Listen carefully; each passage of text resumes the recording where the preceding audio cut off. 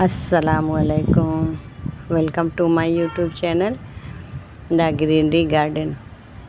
तो मैं आज फिर आप लोगों के लिए एक छोटी सी वीडियो लेकर हाजिर हुई हूँ कि ये जो हमारे पर्तुलिका, पर्सिलेन, मोस रोज़, तो इस वैरायटी के चाहे हाइब्रिड या देसी वैरायटी के जितने भी पौधे हैं, हम इनकी केयर विंटर सीज़न में किस तरह से करें ताकि ये हमारे पास अगले साल के लिए महफूज रह सकें। तो चलिए हम चलते हैं अपनी इस वीडियो की तरफ। तो देखिए, ये मेरे कुछ पौधे हैं। ये बहुत ही खूबसूरत कलर है। मुझे इसका कलर बहुत प्यारा लग रहा है। इसके जैसा मुझे कोई भी कलर नहीं लगा। तो देखिए, मेरे कुछ पौधे हैं। मैंने इनके तो बहुत सारे पॉट्स बनाए थे, मैं कुछ ही आप लोगों से शेयर कर रही हूँ। तो इनके बहुत कलर आते हैं, चाहे हाइब्रिड के हों या देसी वैरायटी के हों। देसी वैरायटी में भी अब इतने सारे कलर्स आने लगे हैं। देखिए, मेरे पास जितने सारे हैं सब देसी वैरायटी के ही हैं, क्योंकि मैं हाइब्रिड को झेल नहीं पाती हूँ। जितने भी हाइब्रिड पौधे मेरे पास आते हैं वो सारे मर जाते हैं, चाहे वो हिबिस्कस के हुए, चाहे वो ये मोसरोस के है। मैंने तो एक बार मोसरोस के लगाए थे हाइब्रिड वाला, तो उसमें बीज बनते हैं, तो उसके फूल एकदम बिल्कुल जो हमने पौधा लाया था नर्सरी से, वो पौधा तो बहुत सही था, उसमें फूल बहुत सही खिले। जब उसके बाद उसके सीड से तैयार हुए, सीड से जब वो पौधा ग्रो हुआ है, इसमें बिल्कुल छोटे छोटे से फूल खिलने लगे थे। पर अब भी है वो मेरे पास, मगर वो सिंगल पेटल का हो गया है। अब बिल्कुल छोटा छोटा खिलने लगा है। यह है कि जब खिलता है छोटे ही फूल रहते हैं, मगर घना होता है पौधा, तो बहुत अच्छे लगते हैं वो भी। पर ये वाली बात नहीं है। तो देखिए, मेरे पास कितने पॉट्स हैं जो मैं आपको सिर्फ आपसे शेयर कर रही हूँ, और अभी भी इनमें बहुत अच्छी फ्लावरिंग हो रही है।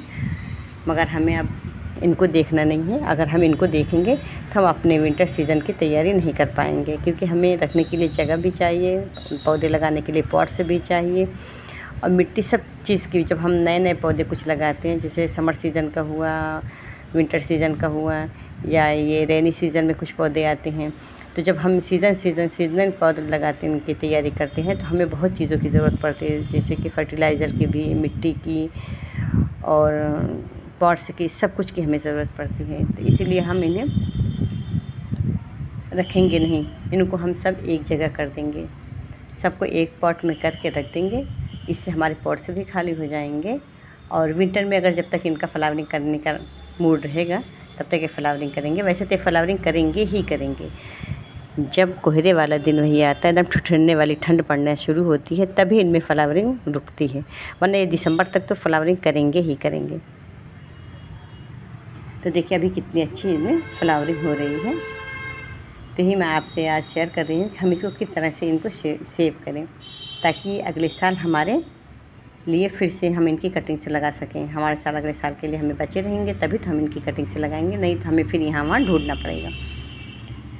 तो अब हम इनको करेंगे खाली, और एक बड़ा सा खोजेंगे पॉट्स, ढूंढेंगे इनके लिए, और उस पॉट्स में सारे पौधे जितने हैं जड़ के साथ हम इनको रखेंगे। कटिंग से इनकी नहीं लगाएंगे, हम इनको जड़ के साथ रखेंगे, ताकि ये उसमें अच्छे से फ्लावरिंग भी कर सके, और वो अगले साल के लिए हमारे पास रह भी सके, हमारा दोनों काम हो सके। तो और हम इन्हें जब तक अभी धूप निकल रही, जब तक कोहरे वाला दिन नहीं आ रहा है, हम तब तक इन्हें बाहर रखेंगे, और इनमें अभी कुछ ना कुछ टाइम टू टाइम फर्टिलाइज़र भी देते रहेंगे। जैसे हम अपने सारे पौधों को देंगे, तो इसके साथ हम इनको भी देते रहेंगे। जैसे सब्जियों, फल और सब्जियों के छिलके का लिक्विड फर्टिलाइज़र हुआ, या सीवीड लिक्विड फर्टिलाइज़र हुआ, मैं ज़्यादातर यही देती हूँ, चाहे सब्जियों फल के छिलके का लिक्विड फर्टिलाइज़र, या वो सीवीड फर्टिलाइज़र। और अब विंटर सीज़न आने वाला है, तो इसमें मैं ज़्यादातर देती हूँ मस्टर्ड के, तो इसका भी फर्टिलाइज़र हम इसको दे सकते हैं।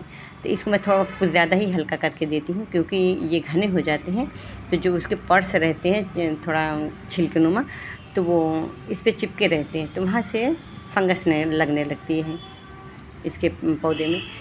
तो इस तरह से अगर ज़्यादा पतला हो जाता है और थोड़ा सा रुक के देंगे, तो एकदम बिल्कुल ऊपर का पानी रहता है, बहुत अच्छे से वो काम करता है, या फंगस लगने की तब डर नहीं रहती है।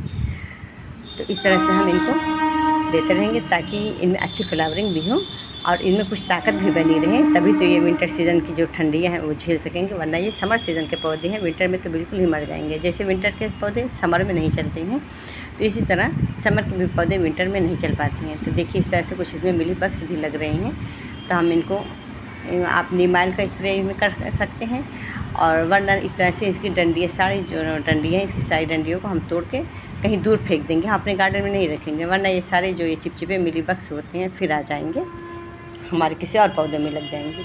तो इस तरह से मैं इन सारे को डंडियों को तोड़ के फेंक दे रही हूँ, क्योंकि जहाँ से हम इनको तोड़ेंगे वहीं से फिर से इनकी नई ब्रांच निकलना शुरू होंगी। तो जिनमें थोड़ा सा भी अटैक है मिली बग्स का, हम सारी ब्रांच को तोड़ देंगे। देखिए इस तरह से, देखिए ये बिल्कुल अभी इसमें एकदम बिल्कुल छोटे छोटे से हैं, देखो सिर्फ सफ़ेद सफ़ेद दिख रहे थे, तो हम इसको भी तोड़ देंगे। अगर हम इनको नहीं तोड़ेंगे तो यही फिर बड़े हो जाएंगे, बड़े होंगे तो फिर इनके अंडे बच्चे तैयार होंगे, तो इससे अच्छा है कि हम आज ही इनको ख़त्म कर दें। तो देखिए दो इस तरह से गिर के हम इनको इस तरह से मार दे रही हैं, ताकि हमारे किसी और पौधे में जाके ना चिपके। तो इस बात का ज़रूर आप ध्यान दें कि अगर आपके किसी भी पौधे में मिली बग्स लगा हुआ है तो आप ज़रूर इसको ख़त्म कर दें, चाहे नीम ऑयल स्प्रे के ज़रिए या जो विम आता है बर्तन धुलने वाला लिक्विड, तो विम से भी बहुत अच्छा